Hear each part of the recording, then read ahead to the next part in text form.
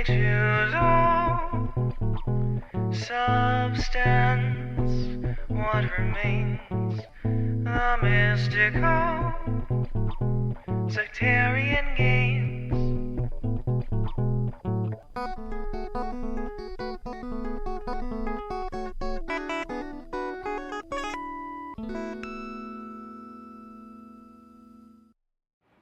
Alright, so this is kind of just going to be me letting you guys all know my own experience in all of this, and I'm going to go a little bit back before my experience to a little bit of Doug's experience. Doug Mitchell, we've mentioned him a number of times here, and he's the guy who wrote probably the majority of the books on the back table. So we've gone through prophetically at least one prophecy. We were going to initially, when Teresa and I were driving out this way, it was on my mind to go through not only Ezekiel 5, but also Ezekiel 16 and Ezekiel 37, and some other things concerning the prophecies of the dry bones condition which we have found ourselves in. And it was my intention to go through that before we get to this point, but it took us longer to go through some of the things earlier in the week, and it was good that we took the time to go through things as thoroughly as we did. And so now we're going to kind of step ahead into the present day, and later, as Teresa and I will be here for a while, we'll be able to go through some of the other prophecies that deal with these things and much more. But this right now, the focus isn't primarily on a Bible study per se. It's just me relating my experience to you guys. And the way that things have happened for me, I was raised Adventist, basically, but not so much doctrinally, just because it was kind of more of a liberal Adventist upbringing that I had, which wasn't in all respects bad, of course, but I just didn't really know anything about Adventist doctrine or the Bible even. And then I kind of just went off and did my own thing for a few years, and I'm going to skip over a lot, but did my own thing, lived a worldly life for a few years, and then ended up through a friend having certain convictions, ended up studying the Bible, and ended up knowing that Christ was calling me to be a part of something that had to do with Him. And I didn't know what that was, but something that had to do with Him, and that I wasn't to be in the world anymore, And so at that point, I was just kind of, you could say for 6 months there, I was reading the Bible, didn't really associate myself with any church, and I was basically, just realizing that I didn't know anything for myself when it comes to religious things, and so I needed to read the Bible and find out. I was raised believing in the Sabbath and all that, but how did I know? I never read the Bible before. I needed to know for myself if, Sunday maybe it actually is in the Bible, who knows? And so I went to, read the Bible and learn these things, and I begun to try to get some sort of relationship with Christ. And I didn't really know anything about the Godhead one way or the other than I was raised kind of Trinitarian, but only later realizing that it was just kind of a not really Trinitarian doctrine. I was kind of, the way it was explained to me is that God is kind of like different aspects to different people. As in, the way it was explained to me is that, well, God's kind of like this. To my son, I'm a father. To my father, I'm a son. And, to a friend, I'm a friend. Just kind of taking on different modes. And it's called modalism, And I was like, okay, and I was trying to get to know Christ because He's the one that I had heard of the most, and He's the one who I felt some sort of connection with. And my friend, who had initially kind of, through his experience, the Spirit had brought me to a point of wanting to change. Through that, that same friend, he, we started studying the Bible together, and then he had these green books one day. He actually was living at my parents' place with me for 3 or 4 days a week. We worked at the same place, and we played music together. And he would usually be laying down on the couch, and he'd have his Bible open reading. And this one day, he had these strange-looking green books that he was reading. I was like, "What's that?" And he was like, "Oh, he looked like he'd been caught." And it was rod literature. It was some books of Victor Houghton's writings. And he said, "Oh, it's, the Shepherd's Rod." And I didn't really know what it was. And I kind of, had initial resistance, just because at some point, probably when I was real young, I heard something about it, and I knew it was bad. It had to be something bad. And so I just kind of, rebuked him in my own way and said, "Hey, you have to at least finish reading the whole Bible first before, looking at that sort of thing, And he's like, "Okay," took it and put it under the couch and grabbed his Bible again. And then, he started talking about Ellen White, and I was like, "Ellen White, I've heard about her growing up. Wasn't she that girl that got hit in the head with a rock and then started the Adventist church?" That's basically all that I knew, right? And so then I was like, "Okay, well, you're saying she's inspired or something, okay." So I start looking it up online, Ellen White, prophet or something. And of course, I come up with all this Ellen White exposed, and all these different websites out there about how Ellen White is a false prophet. And I start pouring through this stuff, and I'm thinking, yeah, there's no doubt this lady can't have been inspired by God. There's some tough stuff out there. Yeah, there's some tough stuff out there. There's some stuff that can cause pause for sure. And so I was kind of, okay, no, this stuff is ridiculous. I'm not really going to consider it. And this whole thing of church, I thought it was pretty much bogus, because I'm reading the scriptures and, where 2 or more are gathered. And I was like, okay, if we're 2 or more gathered, and I don't want anything to do with Adventism, I don't want anything to do with churches or whatever.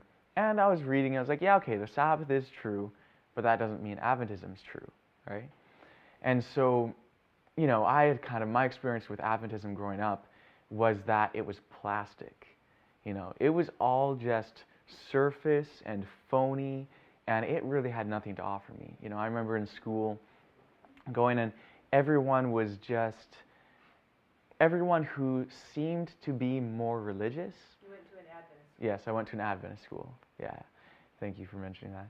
Everyone who seemed to be more religious or whatever just seemed to be less down to earth and just more kind of, more puffed up, a little bit more proud, or, preppy or something. I don't know exactly what it was, cliquey, and, all these things, both teachers and students, And so I kind of saw that everywhere, and there were some times where we went on these, in Washington, they have this thing called Acquire the Fire. Some of you guys, I don't know if you've heard of it, but it's kind of a bunch of Christian youth, a few thousand of them, get together at the Tacoma Dome and kind of have this weekend where there's speakers, and it's to acquire the fire, to have your fire lit up in you. And this is just an example, just to let you guys know kind of my experience growing up with that version of Adventism. And this one time our school took a field trip down for this Acquire the Fire event, and there was all these Christian speakers and all these, Christian bands coming to play music. You weren't all Adventists? No. It was mostly Protestant Christian, and we just went, and so I went too, and I was like, okay, I go, and I knew that I wouldn't really be into the big things that were happening. I was just basically going to have a weekend to chill out with my friends, And so I went, and there's all these speakers, and they're talking all this stuff, and it looks so put on to me. You know, I'm watching this, and it's just, you know how preachers preach, you know? And they all preach the same, and then people are up there, and people go, and there's all these altar calls, and they're crying, and they're going to the front, and I was just watching it, feeling uncomfortable, and just kind of distant from it, because it just seemed phony to me, right? And I remember one point in particular, there was this, I think it was like, you know, Friday, Saturday, Sunday, and then we left on Monday. So it was Sunday, and there was this altar call, and it was kind of like, you know, the big moment, and they had this altar call, and all these people came up, and people are crying, and they're, you know, and I was up on the balcony or whatever. It's a big, you know, place. So I'm somewhere in the back, and I'm watching this, and people are crying, and they're confessing that they're giving their hearts to Christ. And then it was like, okay, now we're done. And now to introduce this band. And it was this Christian death metal band. And they got up there, and all of a sudden, all these people who are up in the front, because they just did this altar call, and they were crying, and all of a sudden, this band starts playing, and everyone is in a frenzy of jumping up and down, sticking out their tongues, and doing the devil's horns. And I left. I just couldn't stay in that building any longer. I was just like, it just was so contrary to anything genuine from what I could see. And so I just was like, okay, I'm walking out. And so I left, and a couple of my friends, we went down, and we walked down to the ocean or something like that, and ended up getting in trouble for leaving. But, you know, we couldn't take it to remain there. And because it was like phony, and it was hypocrisy, and it was, you know. So that's just an example. That kind of like is a little characteristic of my experience growing up with this. And so I had, you know, kind of departed from all that. So later when I'm coming back to studying the Bible and to all this, I just don't want anything to do with that, you know? And because that's not what I saw in the Bible either. You know, I was reading, and I was seeing these guys. I was seeing Paul, and I was seeing Peter, and I was seeing all these guys, and I was like, man, these guys are cool. They're they're going full tilt in what they're in, you know? And I was like, if I'm going to be in this, from what I see in the scriptures, that's what it has to be. You know, we can't just be kind of lukewarm in this thing. And so, you know, whatever, I'm in this, you know, reading, and I'm studying with whoever's wanting to study. And so I, you know, still with my friend, we're, you know, studying the Bible together, and lots of times what ended up being is that during the week he was at my place, and then during the weekend I would go over to his place. And it was closer to Vancouver, closer to a number of the other friends that we had, and we would study. And this one weekend, we went there to study, and the Allens were there. Some of you guys know the Allens. And, you know, it's, for those who don't know, they're a Davidian family who, you know, I went to school with their daughter, and they knew my other friend's family, and because they were studying the rod and everything. And so, you know, I went there, and, you know, my friend, he was like, hey, this guy knows a lot about the Bible. You guys should talk, right? And so what we were going to talk about is whether or not men should have long hair. That's what it was going to be, right? And so, but he was going to quote to me some principles from Ellen White. And he kind of knew who I was because his daughter going to school with me and all that. And so he just assumed, you know, went to an Adventist school, grew up Adventist, I'm probably believing in Ellen White. And I'm like, nope, I don't want to hear this Ellen White stuff. But if you can show me Ellen White from the Bible, that she is a true prophet, not just that there's a such thing as prophets, but that Ellen White is a prophet, then I'll listen. I'm willing to consider, right? And so to my surprise, he was like, okay, rather than just saying, well, you kind of have to read the books and, you know, whatever.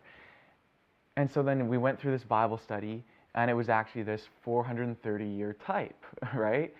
Not the one in Ezekiel, but the type from Abraham to Moses, and how that parallels something, here in these latter days, going from this Reformation and all that.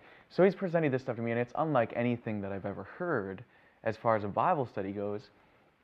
So I was interested, right?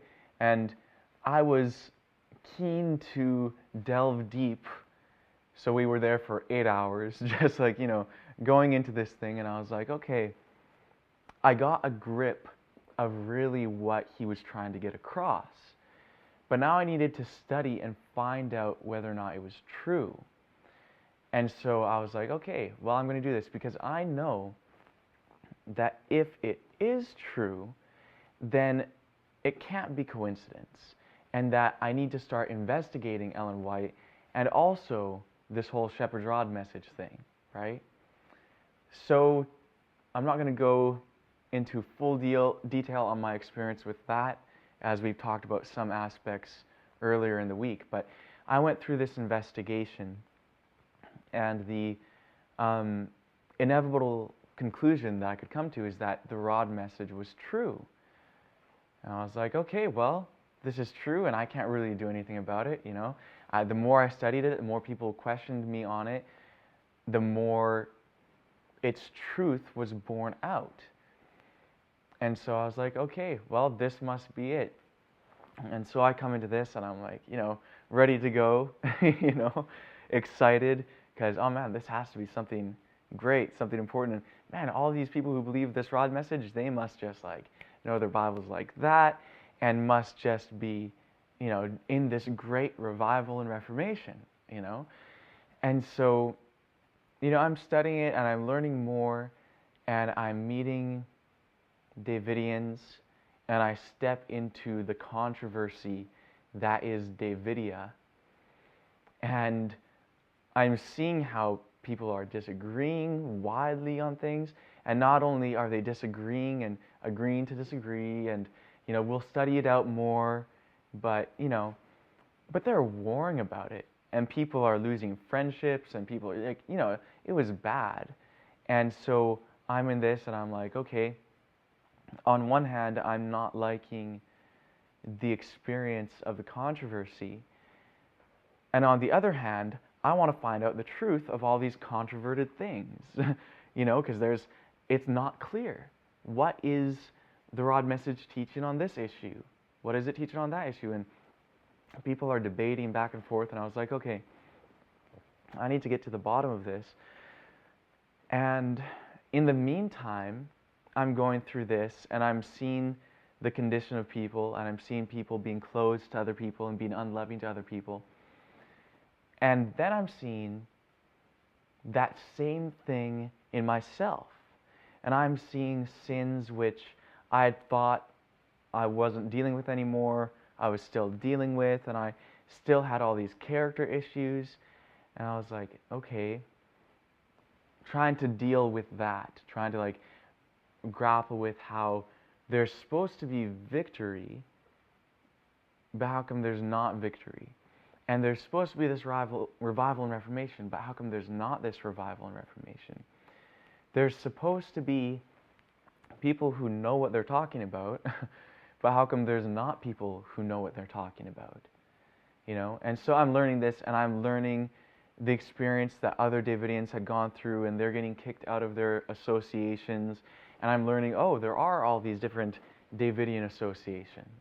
And then I hear about all these scattered people who were part of these associations but had been kicked out or whatever, and I hear about people like Tim Fowley, and I hear about all these other people. I find Leroy, and these people who have been going through this for all these years, and I'm just stepping into the middle of it and kind of trying to get a grasp of the reality of the situation. And so, I come into this, and when I started believing the rod, I was 18, and a couple years go by, and I'm learning more about the rod message. I read all of Victor Hoddeff's literature, and I was like, okay, and I'm starting to get a grip of these controverted issues. And one issue, and just to let you know, at this point, it was heavily theoretical for me. All the stuff of my own personal struggles, all the stuff of the struggles that I was seeing in the lack of love between people, as much as I could have it in the back of my mind, I kept it there as much as I could. And it was mostly just the theory of the doctrine. And I was like, okay, I thought that that was kind of the salvation from the other stuff, because so long as we just focus on that, well, the other stuff isn't an issue anymore, right? But it is, it's just you're making yourself unaware of it. And so I was kind of just all into the theory of it. But there was times where I couldn't ignore it because of division and lack of love right before my eyes, and that I was all a part of. And so I knew that there was an issue. And at some point, because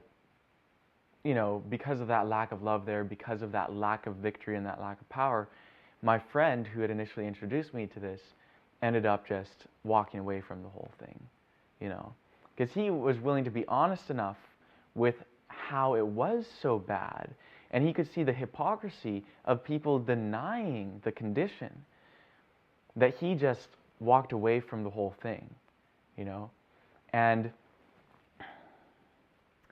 that is, unfortunately, today, it's basically still where he's at.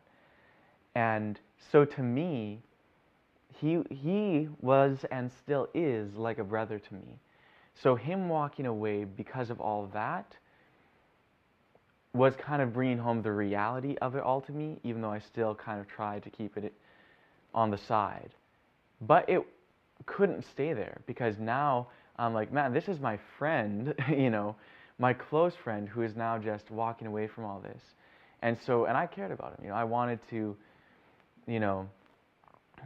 go through this.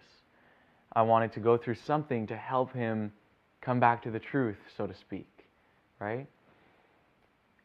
And so I'm going and I'm trying to learn. I want to go back and mention something briefly. When I first came to the realization that I needed to just give up the world and come to Christ, and that Christ was calling me to be a part of something that He was doing, and to read the Bible and all that, the things that made me realize and to come to a decision on that was actually, my friend had talked to me, I had actually asked him, I said, this whole thing with you becoming a Christian, is this something real? And what is your reason behind it? Like, why did this take place? What changed in your mind in order for you to make that decision? And he told me. And so I went back and I was thinking about it, and I was,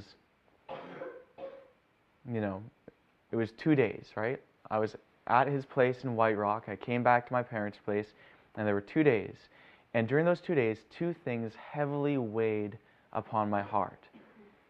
And the first was the realization that unless I was helped, I couldn't help anyone. And I realized it the day that I decided not to have anything to do with Christ when I was younger. When I was 13, I actually made the decision. I actually came to the realization that I only wanted heaven because it sounded better than dying. And I realized that that was selfish, and a selfish motive wasn't going to get me there. So I figured, well, I'm doomed anyways, may as well have fun in the meantime. So I actually willfully chose when I was 13 that, well, who cares? I may as well just go to hell and have fun in the meantime.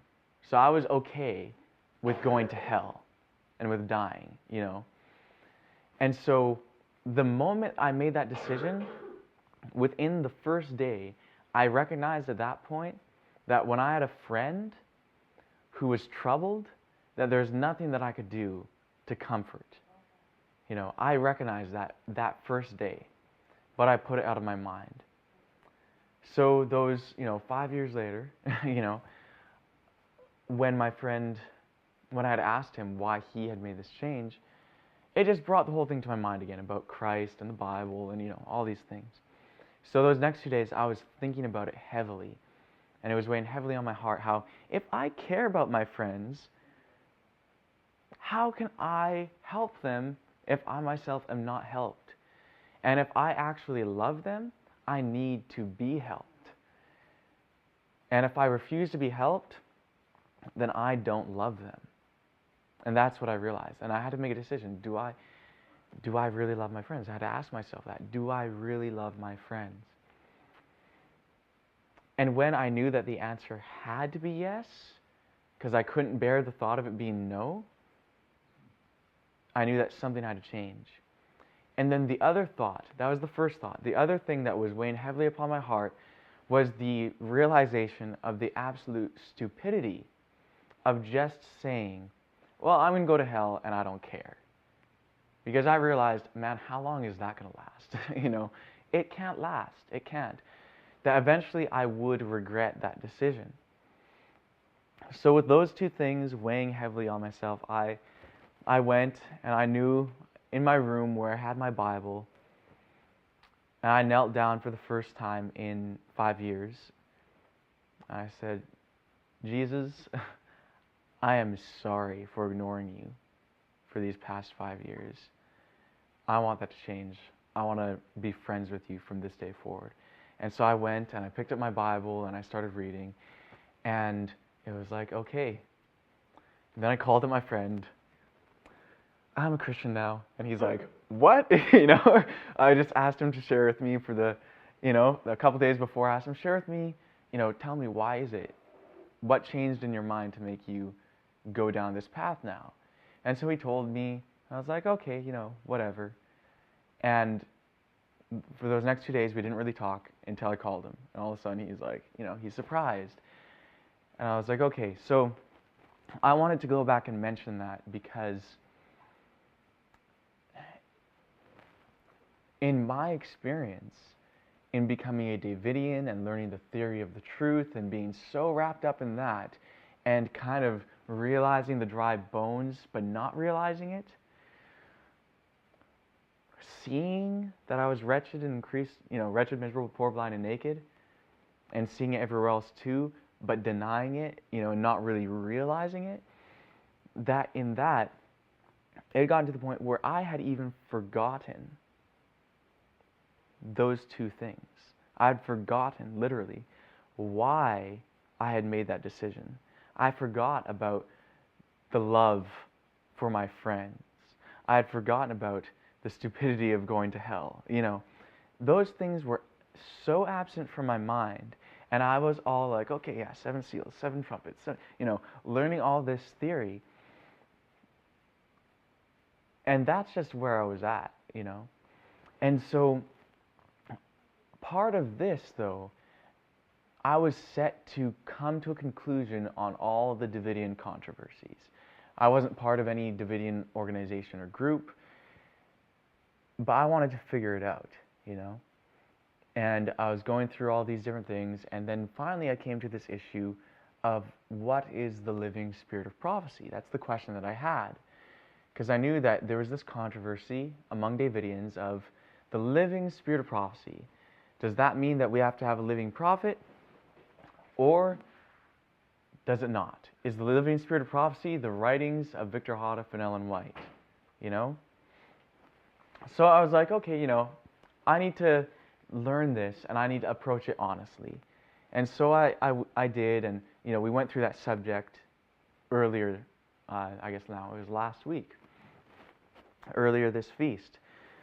And the conclusion of that was, to my shock, that there is supposed to be continued inspiration, that there are supposed to be living prophets in our midst, and that without that, there is no chance of a successful revival and reformation.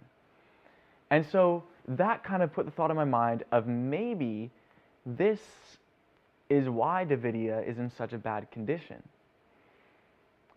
And so from there, I went on this investigation because I realized, okay, well, the Rod teaches that there are supposed to be more prophets, and I still had more things to grapple with, like we talked about before, the shepherd's rod, the last, as we looked at. But I came to the conclusion, and I was firmly settled, that there is definitely room, and not just room, but need for more light and continued inspiration. And so I went and I was like, okay, well, I know that Ellen White's message was true, and that the rod message was true, and that the spirit of the prophets is subject unto the prophets, and that God is not the author of confusion. And so anything that is going to be a real message of present truth is going to follow in that line of Ellen White and Victor Houteff. So I was like, okay, I'm going to study now everything that I can find claiming to have any sort of further inspiration from Victor Houteff. And so I went and I'm investigating all these different Davidian groups. I'm investigating Bashan and Derek West, and there's other people that come out of Bashan. One guy who lives in BC, and I went and I found him and I talked to him, and investigating all the different Davidian associations, investigating anyone who claimed to have further inspiration. And I had taken the time, I had all their different websites or their contact information, and so I got their literature, I read their stuff, and I was, pretty well, looking through, and as things went by, I was checking things off the list. No, that doesn't hold up. No, that doesn't hold up. Going down, and it got to a point where I had completed the list, and nothing fit the bill. Everything failed the standard of truth. And I was like, what is this? Is it that we have been left without inspiration all these years, that there has been no progression of truth, but that it's still going to come or something? Or, I wasn't sure. And so I prayed. I said, God, have I missed something? Is there something that I've missed? And then the first thing, that still small voice, the branch. And I was like, the branch, yeah, I haven't given that an honest investigation. But the branch, isn't that something way out there, Because that's how it was portrayed to me, The way that Davidians talked about the branch was how Adventists talk about Davidians. And so I didn't consider it to any degree to have any connection with the rod, just like Adventists don't consider the rod to have any connection with Adventism, right?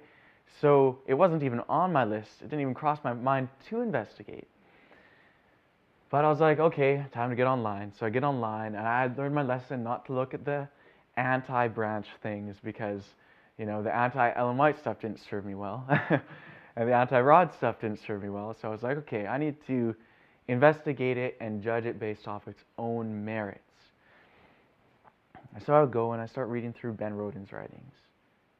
I'm like, okay. Not really seeing anything that I can really say is wrong, And there were some things that I had one of the Davidian controversies was on the feast days. So I had already studied that out. And I was like, the conclusion that I came to is that we are supposed to keep the feasts, but only in antitype. And that was just from the writings of Victor Houteff and Ellen White. And that I looked up, when I had come across some feast keepers, and they had said something about statutes and judgments and all this. And I was like, man, I don't even know what those things are. So I need to go find out. So I'm looking at what's a rite, what's a statute, what's a judgment, what's a precept, what's, trying to learn all these terms, and what's a convocation. And for me, convocations, when I looked up everything Ellen White said about convocations, that's when I was like, man, the feasts are convocations, and absolutely everything that she has to say about them is that we should keep them, and that, Stephen is, giving the thumbs up there, And I was like, that is what really showed me, like, okay, it's got to be relevant somehow. And so I kind of started just trying to pay attention to when these things are. I'm like, okay, a new moon, not sure what to do, but it's a new moon today. Good, Okay, well, learning these things. And then I'm reading this branch literature, and I'm realizing that the history that I had been learning of in Davidia and what happened with Florence Houteff and all these things, I began realizing.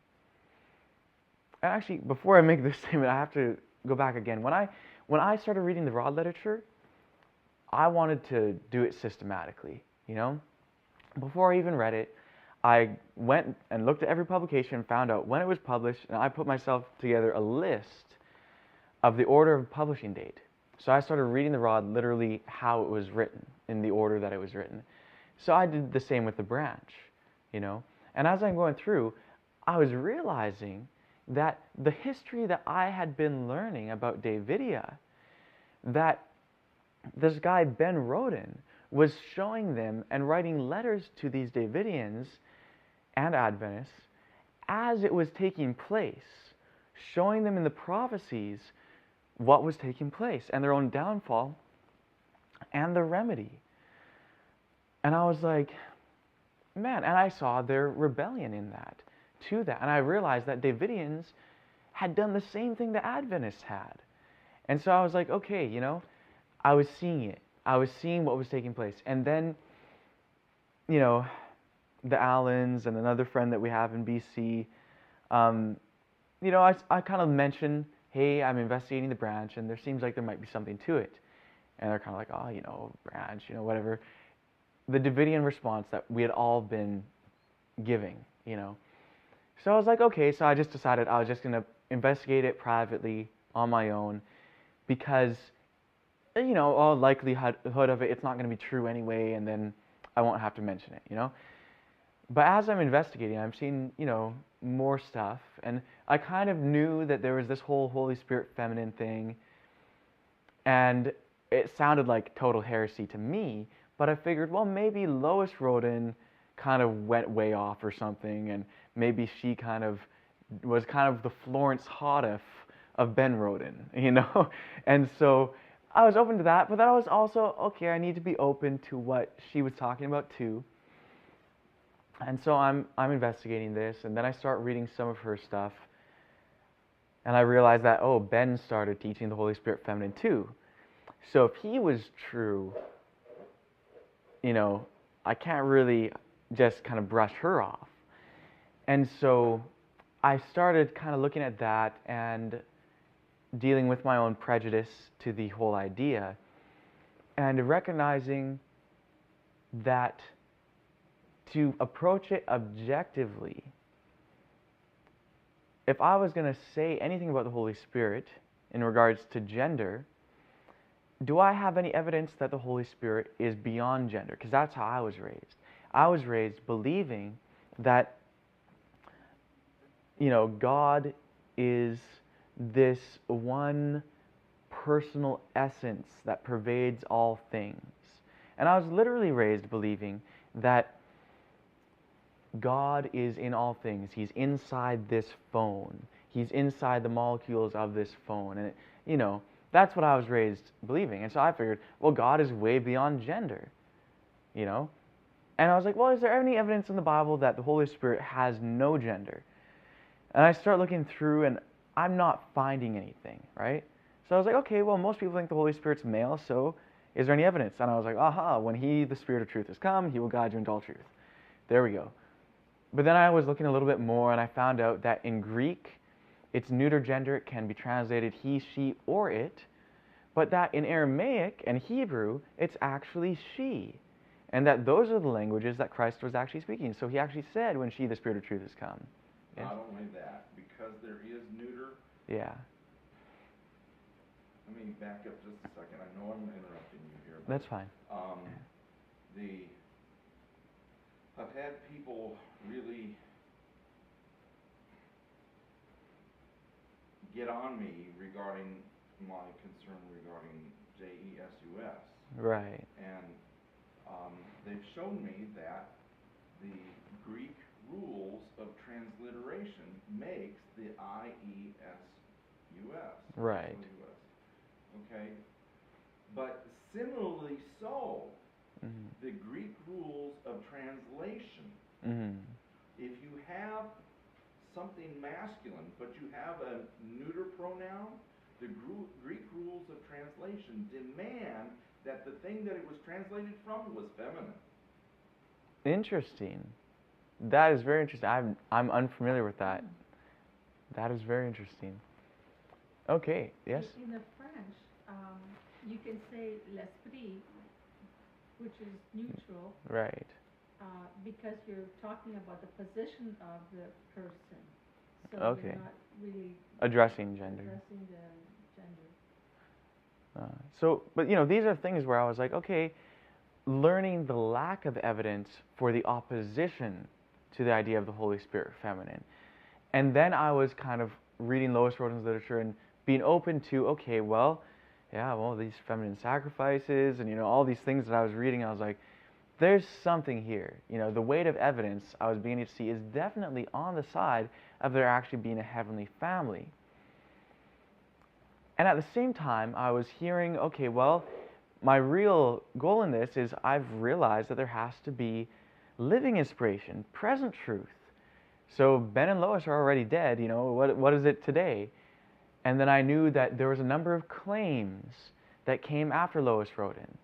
There was David Koresh, the most famous one. There was Charles Pace. There was Doug Mitchell. There was a bunch of people who came after David Koresh too, and that line of things. And there was this guy, Ethan Slauson, and there was Teresa Moore, and there was, I think her name's Celestine Lowe. There's like these different names, and I was like, okay, I need to kind of investigate this stuff, right? And so I'm like, okay, I'm going to investigate David Koresh, and I'm going to investigate Charles Pace, and I'm going to investigate Doug Mitchell. And so I start listening to all these David Koresh sermons, and I'm going through with my Bible, and I'm like, okay. And there was a bunch of things that he was saying that I couldn't deny as being truth. But the more I was reading Ben and Lois's literature, I was able to separate the things that he was teaching uniquely from that which he took from them. And I could already see right away from listening to his stuff how he was teaching Hoddif's message as though it originated with him. But I already had read Hoddif's literature, so I knew that that wasn't true. And so I was kind of seeing what his unique doctrines were. And when it came to those things, that's when I was seeing a big issue theologically. And then I was seeing some very similar things and big things with Charles Pace, and then Charles Pace saying that David Koresh was a true prophet. And I was like, no, I'm seeing David Koresh is not a true prophet. And I'm kind of investigating all these things, and then I pick up this book called The Return of the Shekinah, Introduction to the Seven Thunders by Doug Mitchell. And I read it, and I was like, this is something different. It was reminding me so much of Victor Hoddif. The way Victor Hoddif goes through so systematically and so detailed, and he goes through each verse and he's kind of like, he breaks down the symbols. Here's a symbol, here's what it means, and then it kind of, here's what the whole picture is. And I was seeing this thing in this book, and the ending was surprising to me. I had heard David Koresh's version of the Seven Thunders. I had heard this other guy, other proclaimed prophet through Bashan who lives in British Columbia, his version of the Seven Thunders, and all of them ignored the context of Revelation 10. But now this Doug Mitchell guy, he wrote this book, and it's going through and showing you something systematically that can't be denied. And so I was like, okay, in the theoretical world of things that my mind was swimming through, I could see that there was something substantial there. And so I was like, okay, I emailed the website and I started asking some questions. And so I start talking to Doug Mitchell, and I'm asking him questions, and he's answering these questions about eschatology and about all these things that I couldn't find an answer to elsewhere. And he was answering questions that I was seeing about inspiration as well, because I had seen some things where Hoddif said a statement, and later he said a statement that seemed to contradict it, and that the same thing was happening with Ellen White, and the same thing was happening in the Bible. That, there's this thing where there's statements relative to their understanding at the time, and I just couldn't wrap my mind around how, a prophet couldn't be infallible, And then I was learning how, it's not that prophets are infallible, that they have their understanding of their day, and then they're given light, which is this gold truth, this pure truth. But that we're going through this process of having the rubble removed of all these theories which were picked up in the Dark Ages and the rest of that. And so he had this book called Holy Cow, Holy Dung, and the title at first seemed offensive, it's on the back table. But it was an answer to a question as to how inspiration works. And so I was like, I read that, and I had read the Seven Thunders thing, and I was like, okay, it seems like there's something legitimate here.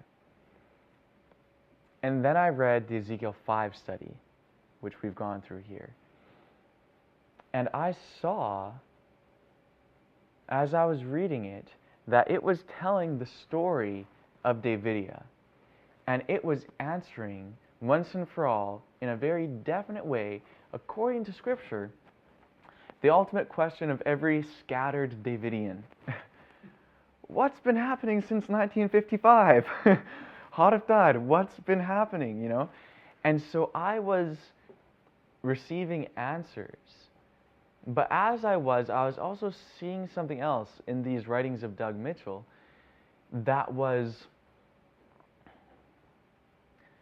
showing the condition, not only of Adventism, not only of Davidia, but also of the branch. And I was seeing that, and it was that thing which I had kind of seen, but which I had put in the back. I put it on the shelf, tried to ignore it as much as possible. And now in my search for the theoretical understanding of progressive truth, I was getting that, but it brought me face to face with this other thing. And so this was my experience in really coming to believe the branch. And so after reading that Ezekiel 5 study, I knew that was it, that I had been cornered with the sword of truth. It had found me. And that I was this scattered Davidian, about to be slain, And so I was like, okay, well, I need to kind of make a stand for this. And so then I went and I talked to the other Davidians in the area, and I'm like, okay, guys, this branch thing really needs to be investigated. Like, I'm investigating it, and I can't, I'd have to say now that I do believe it, and that I'd have to profess myself to be a Branch Davidian, because I have just as much, if not more, evidence for this than I've had for the rod. And so they're kind of like, what? What's going on, And Trent's lost it. And so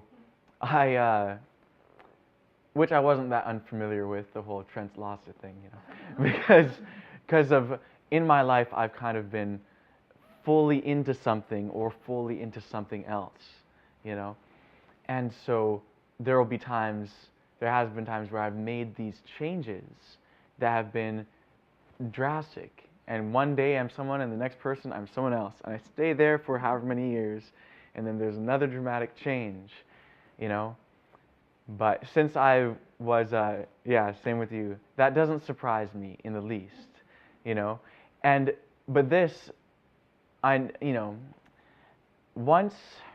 I was accused of being a megalomaniac at one point. Accused of being a megalomaniac, yeah. No, it's, Monomaniac. Monomaniac, okay. And I was focusing on Okay. one topic. Right. Yeah, it's, that's... And it has its pros and its cons, But it's... What the experience for me is I knew when I was 18 and starting to read the Bible that change is one that I could not go back from. I could not, and that if I ever chose to, it would be the end of me, And so from that, it's been, the drastic changes have been in a certain direction and continuing in that direction. And so, when I told the other Davidians in my area, okay, this is where I'm at, please investigate this, I, with Walter, he called me up, and he's going to give me a correction, get me off this whole branch thing, knock me off the branch, you know. And it was an interesting experience for me in that as he called me to kind of get me off it, he's saying, well, what about this? You know, he's trying to convince me of how it's not true. And I'm finding myself responding to him, and I'm finding that I have answers for these questions that were even convincing to him, and it just convinced me all the more. And so by the end of that phone conversation, instead of me being knocked off the branch, he was knocked off the horse, you know? And so and at that point, he's ready to investigate this, right? He's like, okay, wait a second, there's something here. And now he's kind of excited about investigating. And so we go, and now it's like, okay, gotta deal with the big guy, Michael, right? he's ready to, and now I have to go talk to him. But now I have Walter wanting him to investigate too. So we go, and, you know, and I am wanting to share this, and he sat quiet, you know? And I know that when he's sitting quiet, he's listening reserved. You know, he's reserved, but he's listening. And he's, you know, considering the principles. You know, so it was like, you know, you could tell it was a little bit hard for him at first, like, you know, a little bit of hardness, but he was like, okay, you know, I need to stay true to the principle of investigating something and investigating it looking for the truth, not trying to find it to be error. And so I gave him the book, The Return of the Shekinah, Introduction to the Seven Thunders, and I was like, just read this one book. And if you don't see the truth here, then, you know, throw it out. But if you do, man, we got to keep investigating this. And so he read it, you know, and then we saw him, and he told me, and he's like, you know, you're a real pain in the neck, you know, because he had read it and he could see it. And then to my Pal Talk Davidian friends like Leroy, and there was a couple others that were on, you know, I was like, okay, I have to share something with you guys. And we went through Ezekiel 37 and Ezekiel 5. We were there for hours one night, and we were just pouring through the stuff, and I'm, you know, giving a study on it, but, you know, going through the literature and sharing what I'm finding, and it was like, wow, you know. And so it was like, okay, this branch thing is true. So now I'm starting to talk to Doug Mitchell, and I'm like, okay, let's go. I'm trying to set up interviews for him with people. I'm trying to, like, you know, I'm trying to do this stuff because I'm like, okay, we need to get going. And I was, you know, seeing this thing, and I saw this kind of reservation that he had to all that. And I was kind of like, okay, this thing needs to get out there, though. So I'm like, we got to find a way to start talking to people. Can we start meeting on Skype with people on weekends? So we started meeting on Skype. And then I find out about this WebEx thing. I'm like, can we start meeting on WebEx? You know, and he's like, okay, yeah, we can do that. And, you know, so we're going through, and we are, you know, I'm learning this, and I'm wanting people to hear it. And I can see that Doug is wanting people to hear it. And I asked him, I'm like, so who all out there believes this stuff, you know? And he's like, well, there's a few in Missouri who kind of believe it, but they don't really believe that there's the living spirit of prophecy today, that we don't have a living prophet. And so, you know, they believe kind of the material, they like the literature, but they're not necessarily on board in supporting the message and the work. And I was like, okay. I'm like, who else? And he's like, well, there's this other guy in Florida who's investigating kind of, you know, there. And I was like, okay. And that was it. Other than there was hits on the website. People were reading the website, but not many people are contacting. And those who were contacting kind of spoke positively of it. But, oh man, didn't want to be associated with this branch name, you know. And so I was kind of like, okay, seeing the situation with that. And then as we're going and we're starting to meet on Skype and have these meetings, then you know, this Tim Fowley guy shows up from time to time, and Helen and Lorna's coming on every once in a while, you know, checking things out. And then there's these guys in Missouri that start coming on. And I'm talking to Doug on a regular basis, right? Me and him, we actually, Tuesday nights, we always talked for a few hours. right?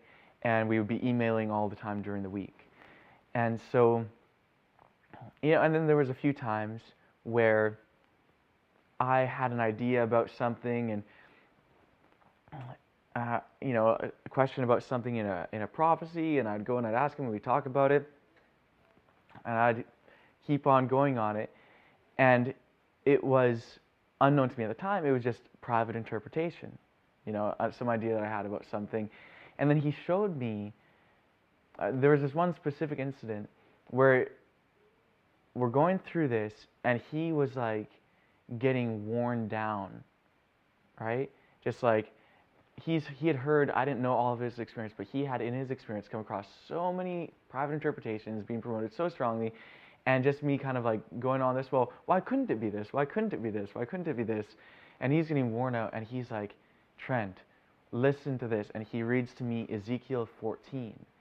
And he showed me, it's the first part of it is going through how, someone basically presenting their thing to a prophet, and the danger that presents to the prophet in trying to deceive them, and how both people are in danger of death as a result of that. And it was kind of like, whoa. It was showing me my own dry bones, and showing him his own dry bones, and his fear of getting deeper in the pit that he was already in. And so I start talking to him, and he's telling me about his own dry bones. He's telling me about his own condition. And he's telling me about how people have this tendency to worship the prophets, and how some of the other people who are starting to investigate now, we're like, oh, they're hearing this message of the dry bones, and they're like, man, if the slaughter of Ezekiel 9 was going to happen now, well, wow, Doug, you'd be the only one left. and he's there like, man, you think I'm going to survive this? Don't think that I am something special and that I'm not in the dry bones just because I'm bearing this message. In fact, I'm worse than the rest of you, is how he looked at it. And so I'm talking to him, and I'm realizing it, and I'm starting to become a friend of his. Like, actually, we're starting to build a real friendship and be really just straightforward and real with each other.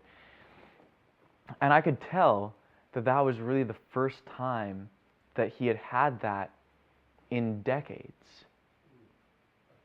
Yeah. His family, he wasn't on talking grounds with his family really, and others had just abandoned him, and he hadn't had a friend. He wasn't married. He didn't have children. He was alone, right? Alone. And I could see, and he told me about his experience going through the branch, and he told me about his time of being part of the branch movement during Lois Roden's ministry, and the confusion that was brought in, and how George Roden was opposing her and opposing the work of the Holy Spirit feminine, and how all these other people came in, and how David Koresh came in, and how David Koresh had this warping effect on everyone, including Lois, and how it had just gotten so bad, and things had become so fractured and so scattered, and how everything with David Koresh went down, and his experience, Doug's experience with the other branches, and how he had wronged them, and how they had wronged him, and how it had all been just a mess, so terrible. And I was like, wow, it is bad. And I remember at one point he started to get sick, and he asked me to come down to Texas. And I didn't know what exactly for, what I would be doing or anything like that. He just asked me, and he told me he would tell me when we get there. And he just said, but be prepared for, disappointment and surprise. And so I go, and I get on a plane, and I fly down to Texas, and he picks me up, and he looks frail and sick, and looks like he's had a worn out life, and he had from childhood, a worn out life. And so I go, and he takes me to his car. You know, we get in the car and he's like, well, welcome to the Branch Mobile. You know, and it's this worn out, you know, almost mold on the inner ceiling, and you know, the windows don't work, and no air conditioning, and it was broken up, like a really bad condition car. And I was like, okay, well, you know what? That's fine. You know, I'm happy. I was happy to meet him. I'm happy to be there. And I knew that I was there for a reason. And then we went to his place, you know, and he lived in the corner of a motel, right? Which was actually a good situation for him because he had his carpentry shop on the property and he had been there for 12 years. And he's like, well, welcome to the branch headquarters in exile, you know. And it's run down, and he has his other van there, and it's run down, and everything's all dusty from carpentry, and just, you know, it's not kept up properly. And, you know, it was a mess, right? Everything about how things were was a mess in every way, you know. And then he's sick, and I'm trying to help him, and we're talking, and I'm there, and there's a new moon, and we have a foot washing, and he confesses to me some of his sins, and I confess to him where I'm at, and we're talking about the dry bones, and he kind of has this small hope in the back of his mind of maybe one day there'll be this resurrection, and he's like, maybe one day you'll get to rebaptize me or something like that, you know. But it seems like a faint hope. Foot washing on the new moon. Yeah, the branch has been teaching that, and so since the 80s, we've been doing that, and along with that, of course, there's the self-examination that goes with the foot washing, and the refusal to do that by the branches is what resulted largely in a big way with the condition, and what allowed for the circumstances whereby David Koresh was able to get a following and to do what he did. So, you know, we went through all this, and it was an interesting experience for me being there. And I could see his dry bones more than I had ever seen before, and I could see my dry bones more than I had ever seen before.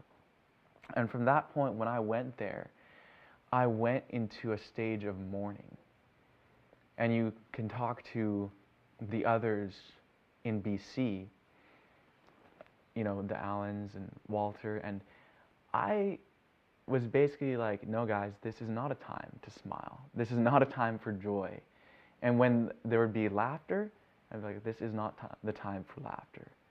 You know, I was in a solemn condition, you know, a sad condition. And so I was just kind of going through this mourning for however many months from that point. And, you know, I came back up to BC and, you know, keeping in contact with Doug and trying to understand the message more. But at this point, it's coming home to me, right? I'm departing that theoretical and entering into the reality, the sad reality of woe and lament. And at that point, it was, you know, and I was wanting to share that experience with others because I could see the necessity of it. Not because I wanted people to have to go through it, but because I could see the necessity of it. And I could see that that's where Doug was at too, where he was in this mourning.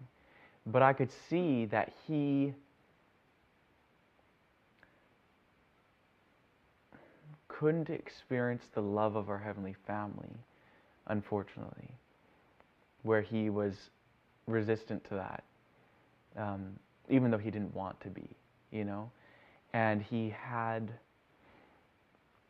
a lot of rejection in life, a lot of rejection. And it was hard for him to even accept the thought of not being rejected by our Heavenly Family. And he had come to a point where he saw his dry bones to such an extent where he couldn't see how he could come out of it, and where he came to the point of believing personally for himself that unless somebody else rose from that dry bones condition first, that he couldn't be out of it, which was true, but only if he believed it, which unfortunately he did. And it was tough for me seeing his condition, because I'd become close with him. And it was tough for me seeing my condition and my lack of ability to help him, And so with that, I kind of knew that something had to change. And one of the things that I was realizing as I was learning about this heavenly family is that in Proverbs, it says, "Say unto wisdom, you're my sister, and unto understanding, you are my near kinswoman." And I had read this one translation that said, "You're my intimate friend." And I knew that I had to be able to say that to our sister, but that she was still kind of a mystery to me. I knew that she was there, and now I knew, yes, she exists, but she wasn't my intimate friend. She wasn't my sister, And so there was one point where that hit me, and that I could not honestly say those things to her. And I recognize that I'm still going on in sin, and that she's there, whether herself or through the angels, every day, and trying to get me to just turn to them and to just rest in their love. And that would happen, but it was just hard for me. It was awkward. It was unlike anything that I had done. And I didn't think I was ready to kind of let loose like that, to let go of that discomfort and hesitancy and fear of their love for some reason. And I was kind of, I wanted the experience, but, oh man, it was tough to get myself to just, in it. And so I asked wisdom. I said, I know that I'm not an intimate friend with you right now, and I've been a terrible friend. And every time I sin, what I'm doing is you're pleading with me, and I'm saying, maybe later, maybe we'll do this later, And then I would convince myself that I'm not doing that most of the time, but that only when I'm doing sins that I'm aware of, or whatever. But I realized, man, I'm just pushing her away. And so then I asked her, make me your friend. I want to be your friend. I want you to be my sister. And I want to say to you, you're my intimate friend, and I want to mean it. And at that point, what happened was something different from what I expected. All of a sudden, I'm only sleeping 5 hours a night, and my mind is expanding like never before, and understanding things from the scriptures and understanding things about the framework in which these scriptural truths are really meant to be in. The truth of the reality of, basically everything that I was aware of, the reality of things, the reality of my situation, and the reality of the nature of these things, the truths that we had been learning. And I had been seeing how through a missing of these fundamental truths, these truths which set the paradigm in which all these other things must exist, that by missing that, this message and these truths has no life in it. It's devitalized. And so I was learning all these things, during there's these 5 months, and it was just something different so different from anything that I had ever experienced. And there was a lot that I was learning that for some reason I knew that I wasn't supposed to share yet. And I didn't know why. And so I was, kind of at that point of like, okay, what's going to happen? And then Doug is getting more sick, and I'm seeing the potential of if he dies, every time a prophet has died in the past, it has been confusion, it has been scattering, it has been detrimental, and I just did not want to see that happen. And then I was afraid, because of all these things that our sister was showing me in those 5 months, that she would be giving me those things plus other things to bear as a message if he was to pass. And I was afraid for a number of reasons because of that. I was afraid because I had seen the deception and the confusion that had come in the past in the branch movement through David Koresh and others. And I had seen that David Koresh was deceived himself, and that David Koresh was inspired. He wasn't making it up, but he was inspired of the devil. And I was like, I don't want to be inspired of the devil. I don't want to be used as a tool like David Koresh was. And I was afraid, literally afraid of that. And I was also afraid of, if I was being called to bear a message of truth, how I just would not be able to handle it. How I would be too fearful to bear the message, just period, to even bear it at all. And so I was afraid of that. But then things were still going on. Doug was still alive, and it seemed like he was getting a little bit better, and I was like, okay, there's hope. Maybe he'll live. Maybe he'll be miraculously healed. Maybe he'll receive this resurrection that we've been wanting. And but I knew that there was still a possibility that he would pass. And there was one point where I was helping the Allens out at their greenhouse. And greenhouse work is it's a nice type of work, You have time to think and kind of do the things that you need to do, and you're not really troubled by anyone. So I was doing these things. I was laying these lines across the soil so it could be plowed, and all these different things. And as I was just talking to our Heavenly Family. And I was singing to them, and I was, doing all these things. I was talking to our sister. And for a couple days there, she continually brought to my mind 2 passages. One is where Paul says, desire that you may prophesy. And I was like, that's not me. I don't desire that I may prophesy. And then Isaiah 6, here I am, send me. And I was like, I haven't been saying that. And so I said, okay, sister, if there's a message that you have for me to bear,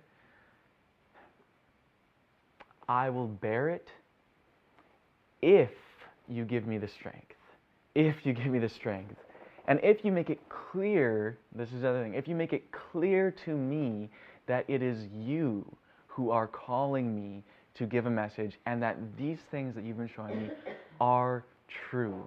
It has to be crystal clear. I can't move forward if there's even a possibility of a doubt in my mind that this is from the devil. And so I asked that, and I left it at that. And I was going to just leave it at that. And then Doug, a little while before he passed, he phoned me, and he mentioned to me, he said, if I pass away suddenly, you will receive a phone call letting you know what to do. And he left it at that. I was like, okay. I'll receive a phone call letting me know what to do. And it was on March 15th last year, on a Friday morning, I woke up and I had a gut-wrenching feeling that he had passed. And I was the only one who had been to his place, and I knew the number and all that, and so I phoned the number for the motel, and I said, hey, I think Doug is dead. Could you go check on him, you know? And so they're like, okay, they obviously knew he wasn't doing well and that was a possibility. And then they went and, you know, checked things out, and turns out, you know, it took them a while. It took until that Friday night we were actually on the WebEx call together. And we were all there, and we were praying, because he wasn't online, right? We were praying that he would be all right. And I was praying too, and I was calling and trying to figure out where, you know, what's going on. And then finally they got into his place, and he had passed, right? So they called 911 and, you know, had to deal with what they had to deal with. And so then I get on line with the rest of the guys, and I interrupt the prayer. I say, you know, I'm really sorry to have to tell you guys this, but Doug is dead. You know, Doug passed away. And of course there's the mourning and the crying, and those of you who were here remember it. And it was just sad. It was so sad. And after the meeting, I just had to go on a walk. It was raining and it was a thunderstorm, and I walked to a little hill mountain by my house, and I just went there and just cried out to our Heavenly Family. And they directed me at that time, standing there, to take my phone, go to my Bible app, and read the first 40 Psalms. And it was, in one sense, comforting, but it was in another sense sad, because I could see a lot of what was there in those Psalms, more than I had ever seen before. And I knew that something was going to happen. I wasn't sure what it was, but my primary prayer was that the same thing not happen this time around as had happened every time a messenger of God had died. And so I was just fearful that there would be this scattering, and that there would be confusion in the movement, and that all of us who'd been meeting together would be disbanded and would lose friendships with each other, and that there would be false prophets, and we all knew that there would be a true. We all knew inevitably, because the branch has taught this so clearly, but I was just afraid of what was going to happen. And so I was like, okay, well,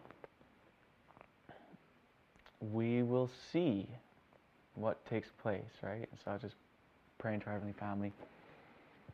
The next day, I received a phone call from a guy named Jim, and he called, and he's like, hey, is this Trent Wilde? I'm like, yeah, this is me. And he's like, just want to let you know that Doug Mitchell died. And I was like, I know. And he's like, what, you know? And so I explained to him about what happened, and then he told me, he's like, well,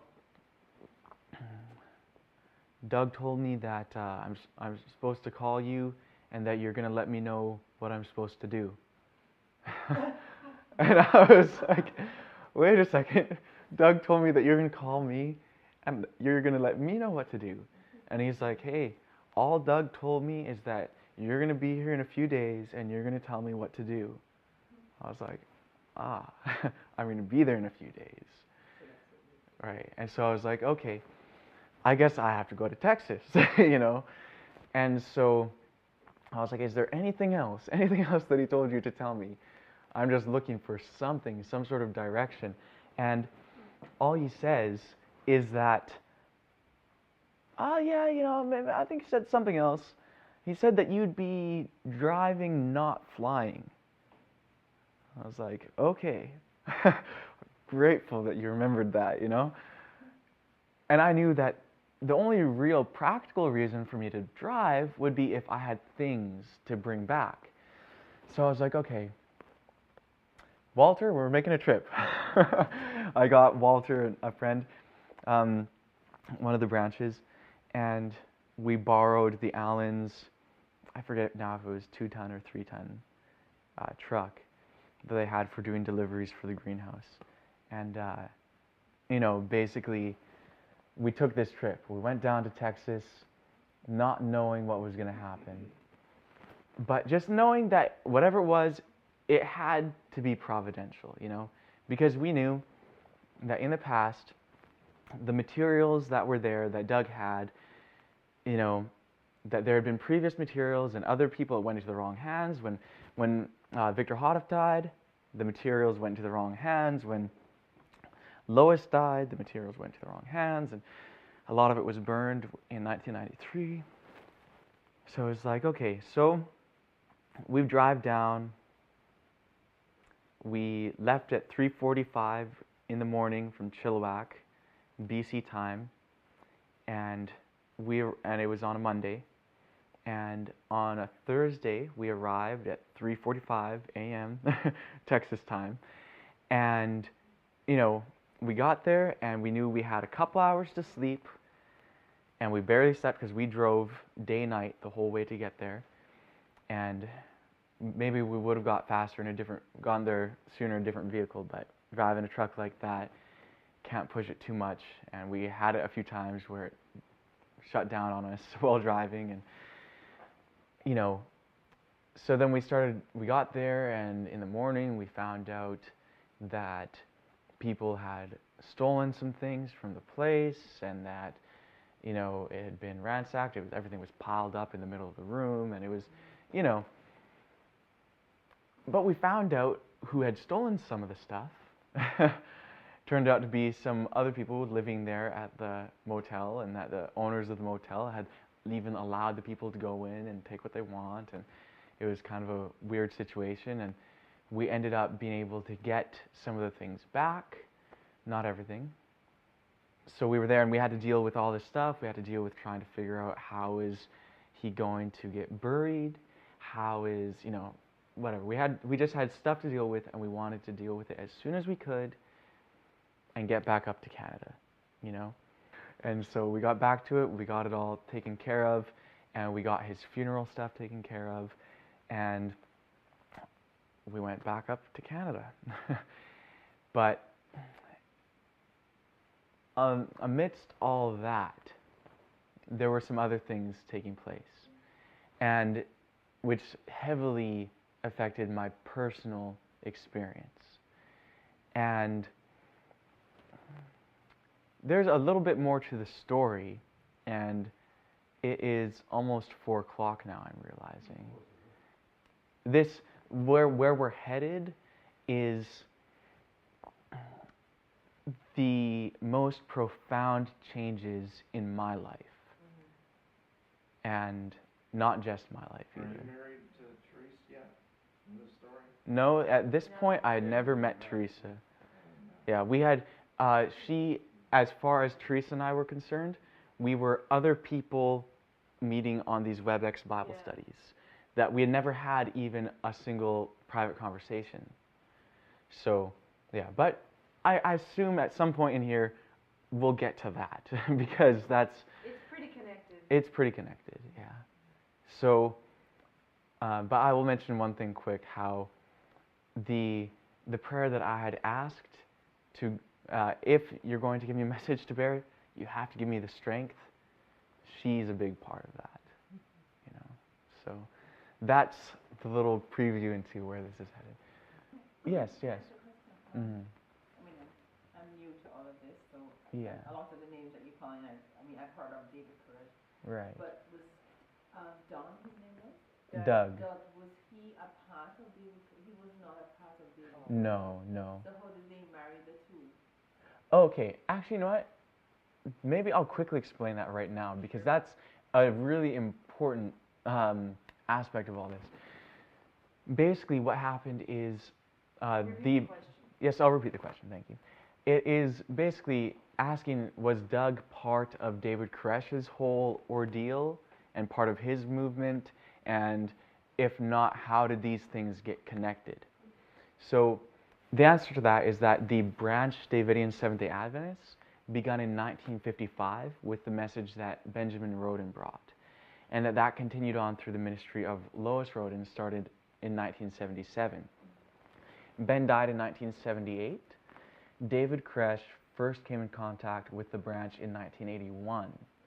In 1983, David Koresh started to bring himself forward as having a message for the people. By the end of 1983, it had been definitely rejected by the Branch Davidians, other than some in the leadership, like we talked about before in Ezekiel 5, who had gone with him. And then from that point, in 1983, David Koresh burnt down the Branch Davidian publishing house. And he had told Lois that she wasn't supposed to teach and publish the Shekinah magazine anymore, which was all about the Holy Spirit feminine and women's role in church and society and the rest of that. And so he had, at that point, left the end of 1983, beginning of 1984, went and formed a separate association called the Davidian Branch Davidians Seventh-day Adventists, who were working, that association and then the Branch Davidian Association were separate associations working at the same time with separate presidents, one David Koresh for the Davidian Branch Davidian Seventh-day Adventists and one Lois Roden for the Branch Davidian Seventh-day Adventists. And they were working in opposition one to another. And in 1986, when Lois Roden died, and I'll mention this too, Doug had come in contact with the movement in 1978, just before Ben died, and he never met Ben. But he went and he was living at Mount Carmel Center, where Lois Roden was and a lot of the other branches during that time, or during parts of that time. Other of it, he was living in California. But he was around, and he had met David Koresh, and what they had at Mount Carmel Center was actually a bunch of different buildings, and people lived in the different houses, and then there was a meeting center and everything, and he actually, for a few months, lived in the same building as David Koresh. But they never really got along that well. They both, Doug tells a story about how they both play guitar, but he could never play guitar with David Koresh because he would tune his guitar half a step lower and, whatever, that it was just hard to kind of get in sync with each other musically and personality-wise and everything else. He said that everything David Koresh did was to throw something off. Exactly. To throw you off just a little bit so that everything was just off kilter. Yeah, to throw out your psyche. And so basically, and he said that he noticed a little tattoo or symbol or whatever that David Koresh had on his chest, and had asked what that was, and he basically said, "Oh well, I used to be into, satanic things or whatever."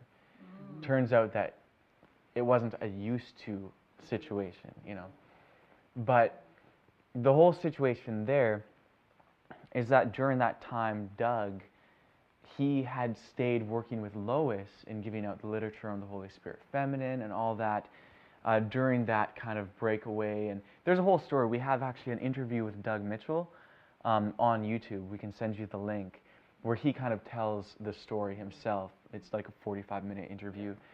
And it's basically what ended up happening is that when that division, or when David Koresh went and started his own organization, in 1986, Lois died, and it had gotten really bad in the organization at the point where there was only Lois, Doug, and one other person, which I'm not even sure who this person is, that were working closely with Lois at that time. And then there was just a few other believers scattered around who were still staying loyal to the message that Lois had. And so, 1986, she died. George Roden, her and Ben's son, was having mental health issues, and he had taken over the property. And he had been causing trouble for a long time, since the beginning of Lois's ministry, even walking around the property with a gun and kind of crazy stuff. And so in 1987, shortly after Lois died, George Roden and David Koresh had a shootout with each other, literally, with guns, on the property. And then because of George's health issues, mental health issues, he ended up in an insane asylum. And he stayed there for however many years, and now he's passed away. And that's how David Koresh ended up back on the property, because George had now been sent away, and then David Koresh started filing things in county records claiming to be the president of the Branch Davidian Seventh-day Adventists, even though he had in all that time been proclaiming to have a separate association under a separate name. So where was Doug in all of this? Doug, at that time, he was still around in Texas with a carpentry shop. And then he ended up, basically someone came and told him that someone had taken a contract out on his life.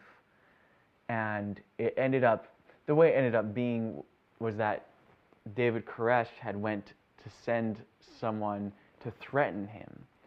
And so Doug ended up leaving to California so that he wouldn't end up getting killed. And then, so he was there for however long, and then later, because of the whole situation in 1993, and at that point, I'll mention this, by 1990 is when David Koresh, his actual birth name was Vernon Howell. 1990, he changed his name to David Koresh because there's prophecies in the Bible talking about antitypical David in the last days, and this is something Davidians have known for since the late 1930s. And then also Koresh is the Hebrew word for Cyrus, and Cyrus in the scriptures is linked with this David figure. So he was saying he's David Koresh, he's David Cyrus. You know, that's who he saw himself as being.